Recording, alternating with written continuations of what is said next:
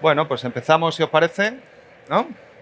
Buenos días, un placer inaugurar este congreso tan interesante de un sector muy querido para mí. Yo trabajé en un despacho profesional en el año 97, ya en el milenio pasado, y ahora tengo una empresa, soy autónomo y soy usuario como cliente de despachos profesionales. Creo que sois un sector muy importante y yo hoy, si me permitís, voy a estar de vuestro lado, ¿no? Porque yo he venido a aprender y igual que vosotros hay un montón de dudas. A ver si conseguimos transmitirle esas dudas a los ponentes y, ¿no? Es un cambio sin precedentes. Yo soy profesor de economía también en la Universidad de Alcalá. El ser humano primero aprendió a andar, ¿no? Bajamos de los árboles, nos pusimos de pie, nos llevó como unos 4 millones de años, ¿no? Acostumbrarnos a ir de pie. Y luego aprendimos a hablar en el Neolítico, nos juntamos en comunidades y ahora hemos aprendido a interactuar con las máquinas, ¿no? Todo esto de la digitalización es que nos intercambiamos información entre nosotros a través de computadoras. Cuando yo estaba en el despacho profesional en el año 97, el equivalente a una PS5 que le acabo de comprar a mi niño ahora, ¿no? En hardware costaba unos 70.000 euros, tenías que tener una habitación entera de armarios de rack, ¿no? Y la conexión a la nube y la capacidad que tiene de conexión a la nube costaba otros 70.000 euros anuales de coste, ¿no? Hoy, ¿no? La PS4 cuesta menos de 1.000 euros porque han subido por lo de China y la conexión a la nube me parece que cuesta 2 euros al mes o algo así, ¿no? Entonces, bueno, estamos en un cambio sin precedentes, todos nos tenemos que adaptar a la digitalización. Yo creo sinceramente que la digitalización va a ayudar al ser humano y va a aumentar la productividad y, ¿no? Y dejaremos de hacer determinadas cosas, pero habrá que adaptarse y cambiar, ¿no? Entonces vamos a ver cómo nos va a afectar la ley 11/2021, ¿no? Que es la ley llamada antifraude. Tenemos con nosotros un panel de lujo para intercambiar información y para ir haciendo preguntas. Hemos pensado las preguntas en clave vuestra, que sean útiles para vosotros. Entonces, si os parece, ¿no? Y tenéis las presentaciones arriba. Javier Hurtado, que es director de inspección de la Agencia Tributaria. José Borja, que es el director del Departamento de Informática, que es el que va a llevar la operativa de toda la relación con vosotros en la subida de información. Y José Luis Martín Zavala, que es el director general de SAGE, que es, bueno, yo empecé con el Contaplus, José Luis, ¿no? SAGE ha ido evolucionando, pero es nuestro Contaplus, ¿no? Que ahora ha evolucionado. Yo creo que es un buen ejemplo de cómo adaptarte a la digitalización y hoy prácticamente SAGE ofrece un RP igual que grandes marcas para pequeños despachos y para vosotros, ¿no? Por lo tanto, la primera pregunta, que es como hemos titulado el panel, es para Javier o para José, que qué va a suponer esto, ¿no? ¿Estamos ante un gran hermano tributario que todo lo ve y eso es lo que está buscando la ley? ¿O hay otra misión y otra intención en la ley que estamos buscando? Javier, por ejemplo. Muchas gracias. Buenos días a todos. Quiero empezar por agradecer a SAGE la oportunidad de poder dirigir hoy la palabra y explicar un poco un proyecto que para nosotros no es un proyecto cualquiera. Es algo muy importante, como has comentado, un proyecto que supone un lanzamiento en orden a la digitalización de las empresas. También desde el punto de vista tributario es un avance. Para nosotros nos va a permitir tener un mejor conocimiento de la operativa de los empresarios y, por consiguiente, dar mejores servicios y también tener un mejor control sobre la actividad económica. Muy fuerte lo de Gran Hermano, ¿no? Gran Hermano, ya saben ustedes que es una novela que escribe el George Orwell allá por el año 1950. Estaba en la Guerra Fría y este hombre se estaba refiriendo a lo que es una dictadura, una autocracia stalinista en Rusia, donde no se podía pensar distinto de lo que pensaba el poder establecido, donde había un ministerio de la verdad, el ministerio que te indica qué tienes que pensar y qué tienes que hacer. Creo que llamar Gran Hermano a la agencia tributaria es un poco excesivo. Nuestra intención no va tan lejos. O sea, nosotros no estamos interesados, por supuesto, en limitar libertades. Sí estamos interesados en el cumplimiento tributario, como es evidente. Queremos que todo el mundo atienda sus obligaciones fiscales.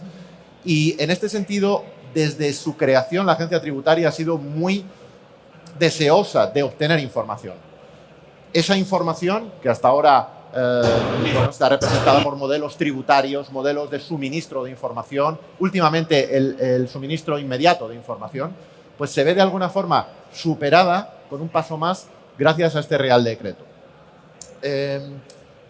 Voy a hablar un poquito de lo que supone para nosotros, pero voy a empezar por cuáles son sus antecedentes. Se ha ido. Tampoco va. Hola. Ahora. Decía que voy a empezar explicando el porqué, cuáles son los fundamentos de este Real Decreto. Alguien puede pensar que es algo casual o que se ha ocurrido de la noche a la mañana y no es así. Este Real Decreto está pensado desde la aparición del suministro de información inmediata. Lo que pasa es que en aquel momento, en el año 2017, se decide optar por un modelo de, digamos, declaración de las facturas por parte de las grandes empresas, mientras que ahora estamos intentando cerrar un círculo con un modelo global que afecte a la pyme y afecte al profesional o al empresario pequeño. La idea que está detrás es una idea muy antigua de la OCDE que se llama cumplimiento por diseño. Muy sencilla de entender. No se trata de que el contribuyente cocine los datos para entregar a Hacienda, sino que los datos mismos del contribuyente pasen sin solución de continuidad a integrar los modelos tributarios. De esta forma se ahorra mucho trabajo, se ahorran muchos errores y, sobre todo, y desde el punto de vista del director de inspección no puede ser de otra forma, se ahorra mucho fraude fiscal.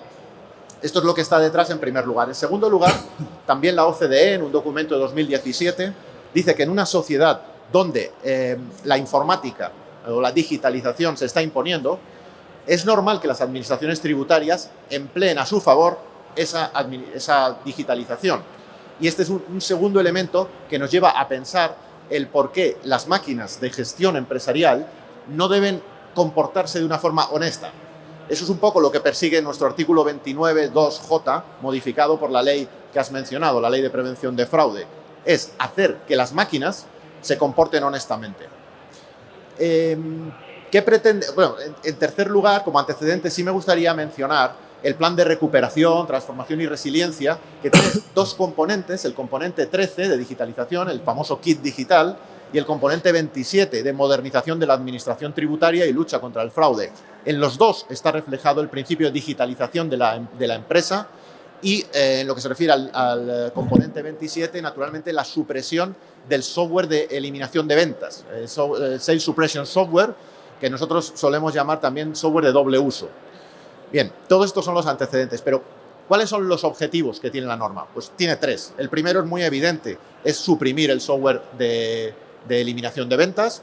El segundo no es tan evidente, pero está detrás y se puede leer en la exposición de motivos del Real Decreto, como también la de la ley, que es conseguir la digitalización de la pequeña empresa. Es dar un salto de digitalización en la pequeña empresa.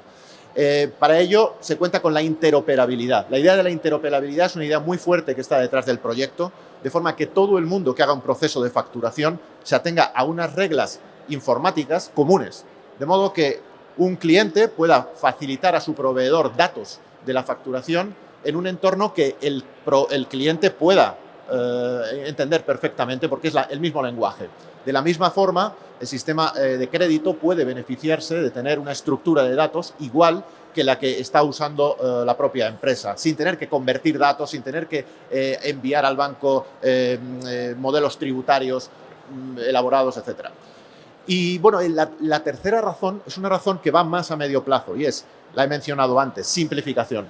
Una vez que los datos de la facturación obren en manos de Hacienda, existe la posibilidad cierta de que se provea de sistemas de borrador de autoliquidación de IVA o autoliquidación de IRPF o incluso borradores de impuesto de sociedades, porque la parte principal del hecho imponible estará disponible para la administración tributaria. Esto ahorra trabajo de confección de modelos, pero también a nosotros nos ahorra trabajo de control porque tendremos una gran parte de la actividad controlada. Por último, dos palabras nada más sobre lo que sería la colaboración privado-pública en este proyecto. Nosotros hemos pensado en un modelo de certificación de software que de alguna forma hace gravitar sobre la responsabilidad de la empresa de desarrollo el cumplimiento de la norma.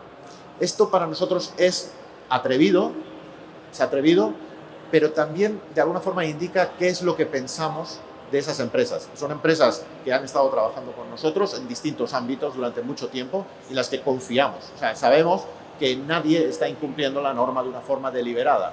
Por lo tanto, contamos con ellas para el cumplimiento de este decreto. A partir de ahí, por supuesto que pueden existir irregularidades, pueden existir hackers y puede existir toda una batería de problemas informáticos. Pero el núcleo principal de la actividad de gestión empresarial estará bajo seguro. Eso es un poco las líneas principales del modelo.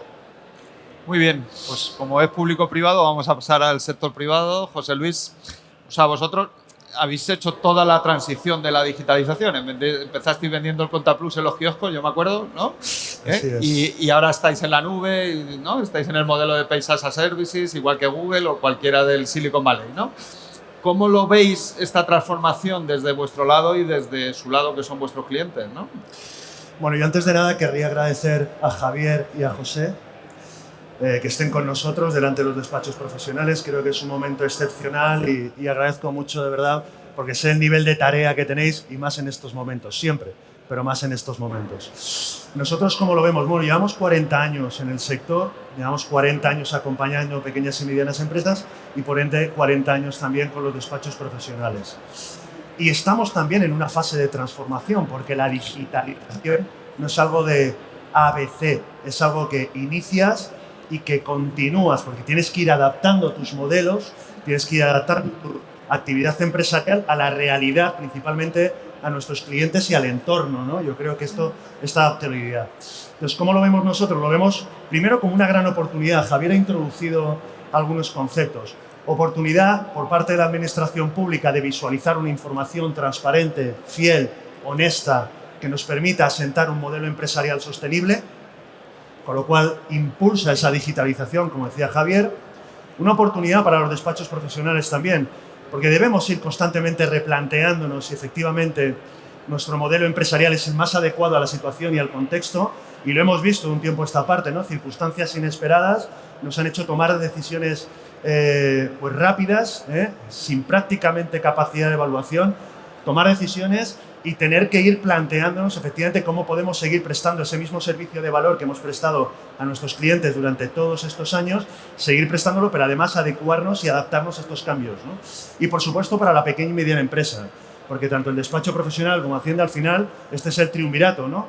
El pequeño empresario, la pyme, tiene que efectivamente ir adaptando esta digitalización como patrón normal de evolución de sus negocios en aras de poder hacer ese negocio sostenible, insisto, adaptado a la circunstancia y lógicamente evolutivo, ¿no? Y para ello, la tecnología es una palanca que permite automatizar determinados procesos, relacionarte mejor con tus clientes y lógicamente también tener una información perfectamente adecuada a un marco de cumplimiento exigido. Por lo cual esta es nuestra obligación, realmente una oportunidad en desarrollar tecnología que permita acelerar este proceso de cambio y de digitalización. Y por otro lado lo vemos como un reto para todos, para el ecosistema, para la administración, para nuestros despachos profesionales y para nosotros como pequeña y mediana empresa también. Un reto que es el hacer llegar esta digitalización, estos modelos de cambio, a todo y cada uno de nuestros pequeños, vamos a decir, reductos geográficos del tejido empresarial tan amplio que tenemos de pequeña y mediana empresa. Reto y oportunidad es lo que vemos en este cambio normativo. Muy bien. Bueno, vamos con José, ¿no? Me ha gustado lo que decía Javier del Gran Hermano y del sistema autocrático, ¿no? Cuando después de la Revolución Francesa se cargan a los reyes y, claro, los ciudadanos estaban exaltados, ¿no? Y el nuevo gobierno democrático tiene que cobrar impuestos. Entonces, tienen que inventarse un relato y ya Rousseau, el filósofo, que escribió el contrato social para explicarles por qué había que pagar impuestos, ¿no? O sea, que esto ya está inventado, pero bueno, es verdad que en los manuales de Hacienda Pública explicamos en las universidades que la hacienda pública tiene que facilitar el pago de impuestos, ¿no? Que hay que ir a la simplicidad en el diseño de los impuestos. Yo creo que esta es una herramienta muy potente, ¿no? Entonces, en clave de digitalización, ¿no? Por ejemplo, el caso, aparte de Sage, ¿no? España es el líder mundial en pernoctaciones turísticas y hay una empresa de California, ¿no? Que ha hecho muy usable o muy fácil reservar hoteles en cualquier país del mundo, ¿no? Y se lleva el 10% de nuestros ingresos por hoteles del planeta, ¿no? Entonces, en clave de usabilidad desde su lado, ¿no? ¿qué cambios va a suponer esto, ¿no? Por ejemplo, ¿vamos a poder prescindir del papel? O sea, ¿el papel se va a escanear y eso va a ser una prueba ante una inspección, Javier? ¿O hay que llevar la digitalización y la contabilidad en papel que hay que seguir? Que eso a los despachos les supone un esfuerzo que se va a prohibir el software de doble uso, ¿no? O sea, ¿cómo se va a regular si ya está definido? ¿Cómo va a ser, que yo creo que es lo más determinante para ellos, la subida de información, ¿no? O sea, ¿cuál va a ser la relación de los despachos con tu departamento de tecnología de la agencia tributaria, ¿no? Bueno, ya te he hecho 3, pero te podría hacer 1000, pero bueno, ¿no? Por empezar con esas 3, ¿no? Vamos a ello. Vamos a ver cómo va a ser esta relación. Lo que estamos intentando, como decía Javier, es facilitar, y como veis todos, facilitar la vida de la pequeña y la mediana empresa. Y lo cierto es que, claro, la digitalización nos da oportunidades que ya están en el mundo, que existen desde hace muchísimo tiempo, y sin embargo, pues ahora es un momento en el que lo podemos aprovechar. Lo podemos aprovechar porque la tecnología está allí y porque es el momento. ¿En qué estamos pensando? Estamos pensando, por una parte, en algo que decía Javier, que los sistemas registren la información de una determinada forma y que sea estándar. Eso en sí tampoco cambia mucho, vamos a decir, la operativa diaria, salvo en aquello en lo que tengas que intercambiar información. También, y eso lo dice la norma, y todos pensamos que es razonable, oye, que los sistemas garanticen que esa información es inalterable y que queda registrada convenientemente y que no permite, pues, alteraciones indebidas ni modificaciones que no deban ser. Y que eso te lo garantice el software.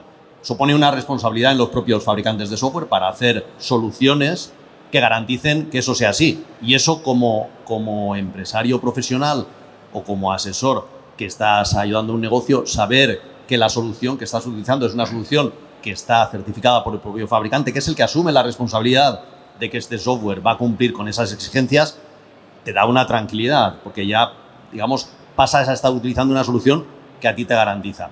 Pero más allá de eso, en el decreto de desarrollo del artículo 29.2J de la ley que antes ha mencionado Javier, que estamos impulsando, lo que estamos previendo, bueno, va un poco más allá. Va un poco más allá porque además de permitir que se adopten distintas formas de asegurar esta inalterabilidad de los sistemas, ponemos encima de la mesa una posibilidad, que es la posibilidad de que los sistemas hagan una remisión automática de la información de facturación emitida a los sistemas de la agencia tributaria.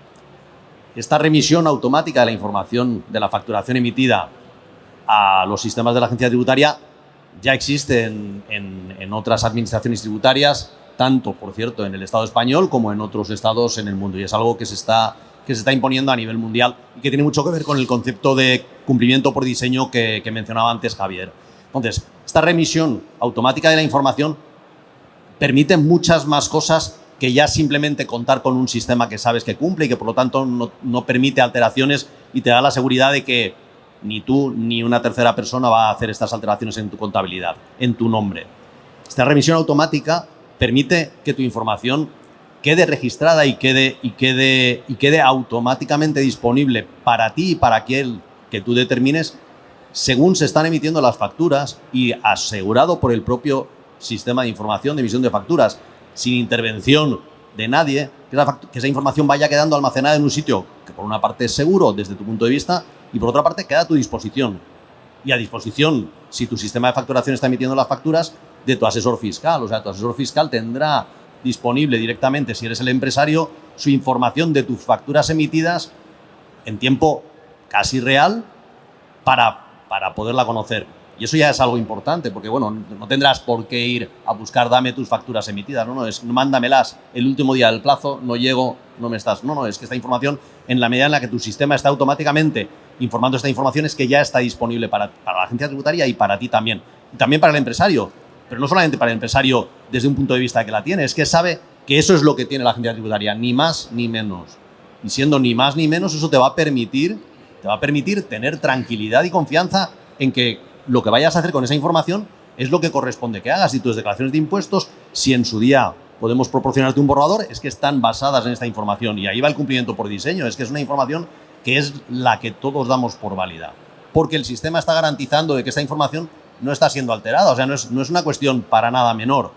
Y a partir de ahí, claro, se abren otras múltiples oportunidades, porque el sistema, para que sea sencillo para la pequeña y mediana empresa, no es como el suministro inmediato de información, donde se envían facturas emitidas y recibidas. Aquí solamente se están registrando, y vuelvo a decir, de forma automática, las facturas emitidas, lo cual permite que no haya necesidad de que ninguna persona esté haciendo ningún proceso manual, ninguna intervención para mandar la información. Es que esa información se está mandando por el sistema. Pero si este sistema de envío de la información automatizada tiene un uso suficientemente grande, no solamente vas a tener a tu disposición como asesor o como profesional o como empresario la información de las empresas que tú emites, es que también vas a tener en el sistema de la agencia tributaria las facturas que te han emitido quienes te están facturando a ti, con lo cual vas a tener toda la información de tu facturación. Y en ese momento es donde ya tiene más sentido, ya cobra importancia esa cuestión de decir, yo te puedo proporcionar servicios de mucho valor añadido, como pueden ser pues una predeclaración del IVA, una predeclaración de, como decía Javier, del impuesto de la renta, incluso del impuesto de las sociedades. Una predeclaración que evidentemente no vas a poder dar por válida sin más y que requerirá nuevamente del concurso de un profesional con conocimiento tributario para terminarla de completar en aquello que son actividades de valor añadido. ¿Y cuáles son esas actividades de valor añadido? Pues calificar determinadas operaciones, conocer,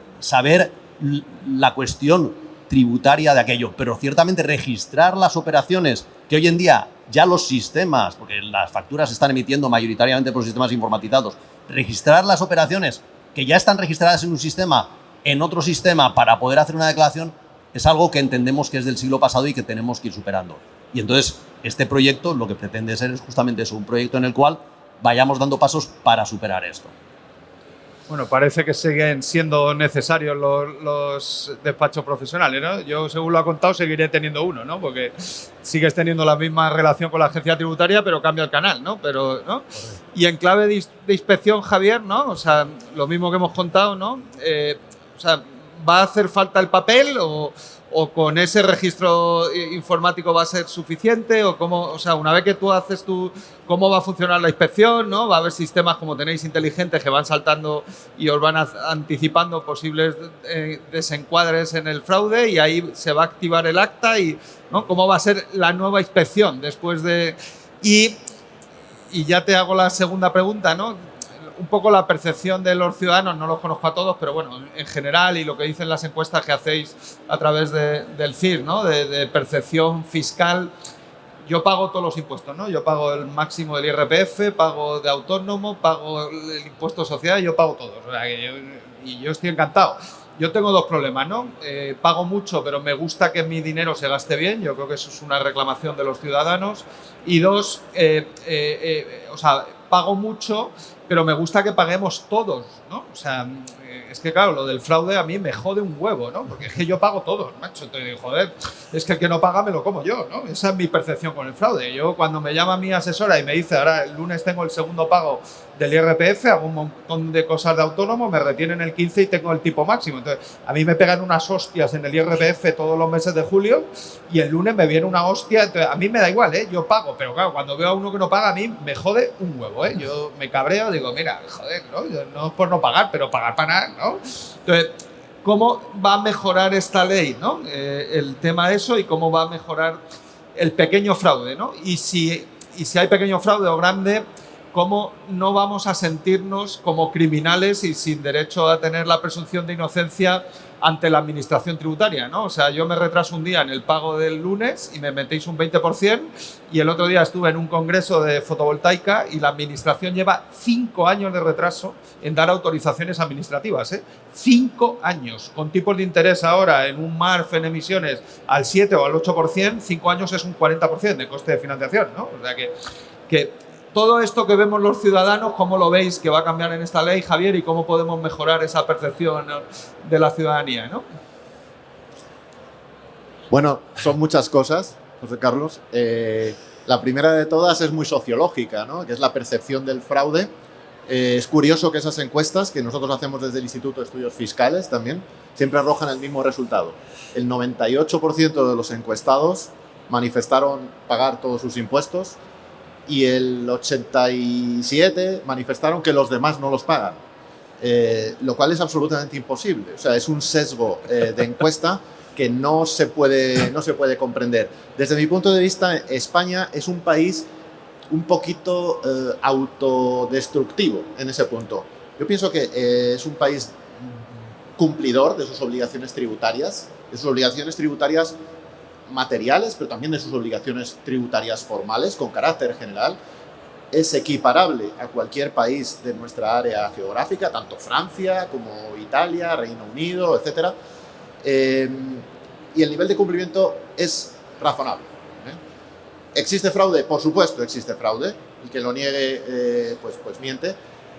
Y la idea de este proyecto es precisamente arrinconar ese fraude. Es decir, hacer que cada vez sea menor, que cada vez defraudar resulte más costoso para aquel que lo quiera hacer, tenga que hacer cosas más extrañas para defraudar y, por lo tanto, facilitar el trabajo de los que tenemos que ir al control, evitando tener que hacer una comprobación extensiva de todos los operadores económicos, porque muchos de ellos no tienen nada que ocultar. Como no tienen nada que ocultar, seguramente nosotros no vamos a molestarles o vamos a tender a no molestarles. Eso es un poco lo que hay en esta norma, realmente. Lo que hay detrás es un proyecto que para nosotros es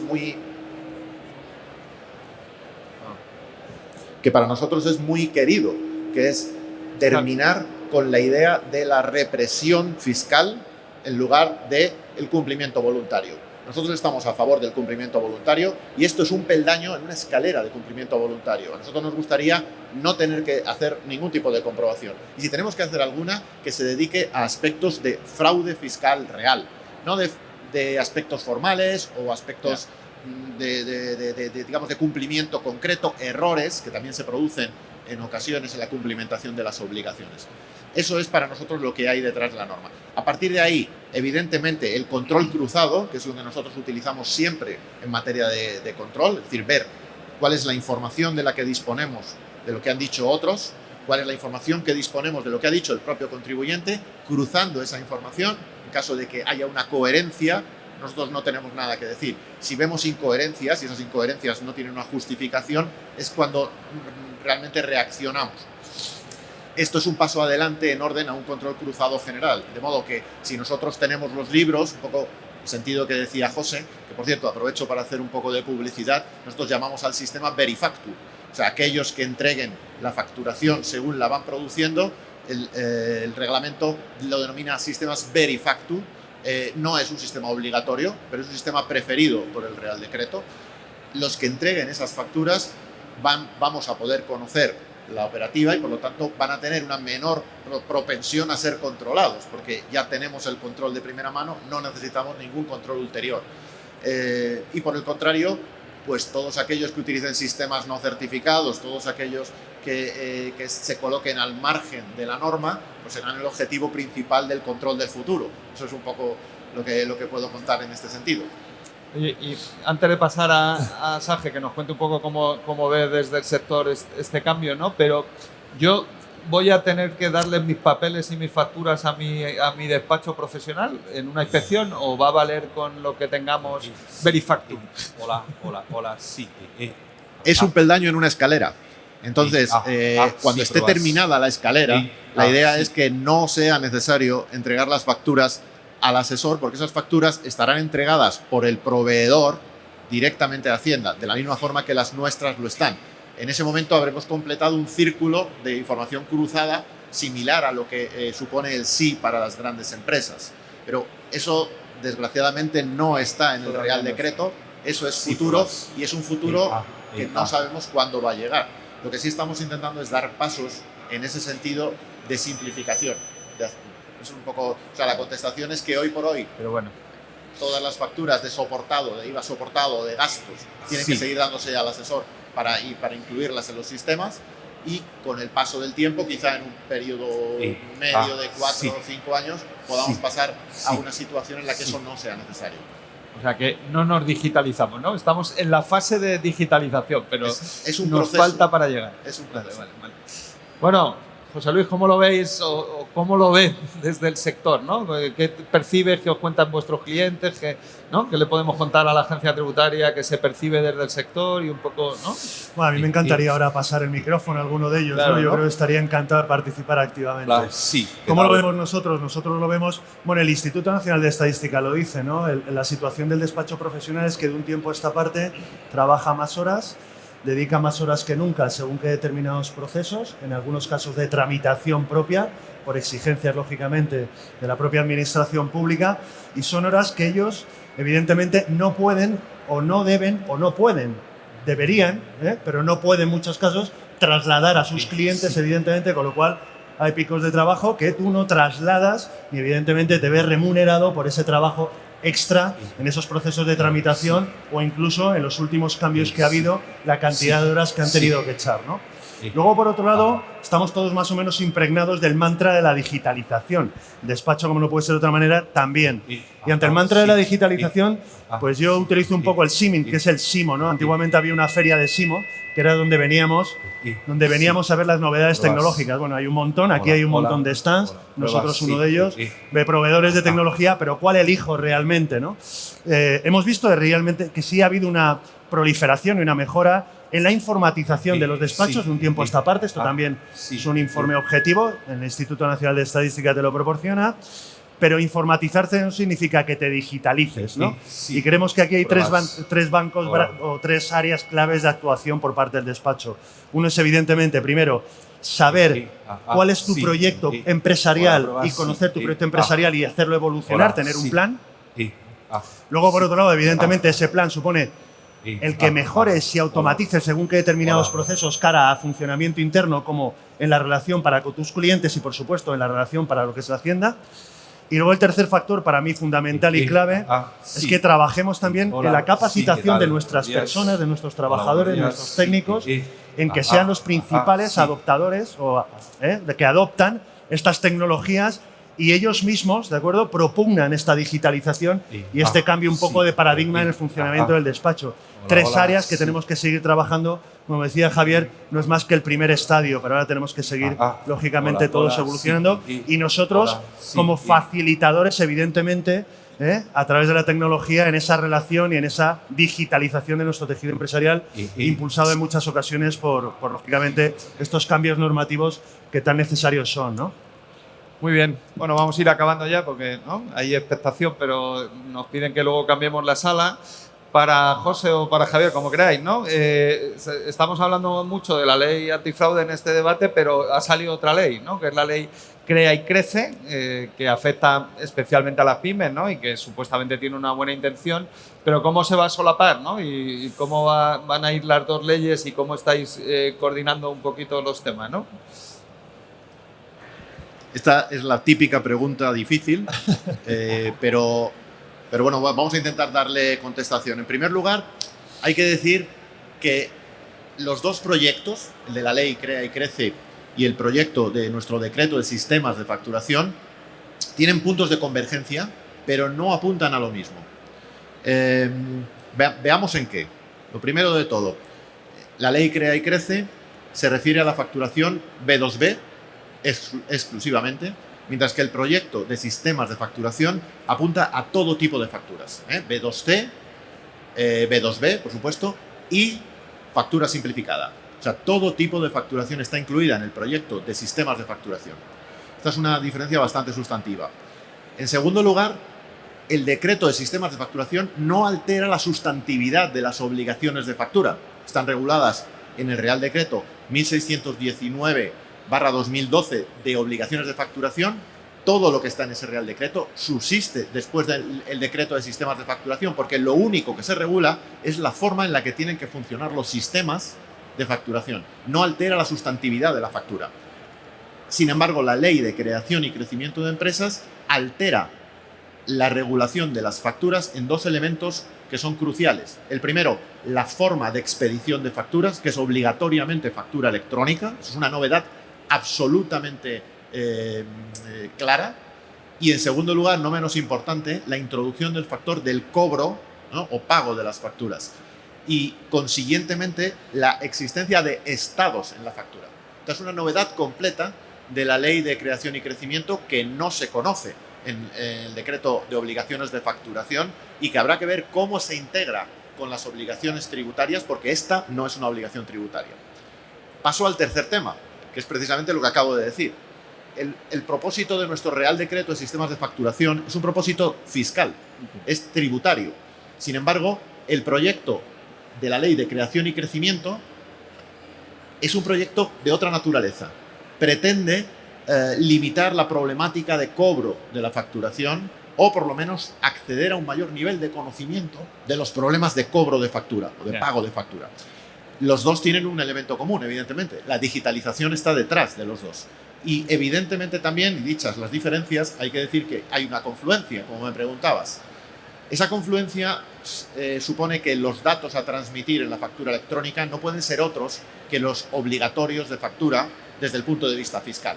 Pero además de los datos obligatorios desde el punto de vista fiscal, hay otros elementos muy propios de la facturación electrónica, entendida entre comillas, que no están en la normativa fiscal. Por ejemplo, temas de inventarios, temas de series de productos, temas de cobro, todo eso existe. Las líneas de detalle. Las líneas de detalle. Líneas de detalle, como me apunta José, líneas de detalle de la factura que en nuestro sistema no estaban incluidas y que, sin embargo, en una facturación electrónica tiene que estar. Por no decir la impresión del documento, los logos de la empresa, toda una serie de elementos que son ajenos a las necesidades fiscales. Por lo tanto, hay una confluencia. Para mí son círculos concéntricos. En algún momento habrá más información en la factura electrónica de lo que hay en el SI y, por supuesto, de lo que hay en Verifactu, pero nosotros tenemos en el proceso de desarrollo de la ley que hacer confluir estos proyectos para que sean coherentes y para que las empresas que tienen que desarrollar el software que lleve a cabo la facturación electrónica pues tengan una idea única de cómo se produce todo ese proceso sin perjuicio de que tenga distintas finalidades cada una de ellas. Eso es un poco lo que nosotros vemos. Va a ser un trabajo arduo.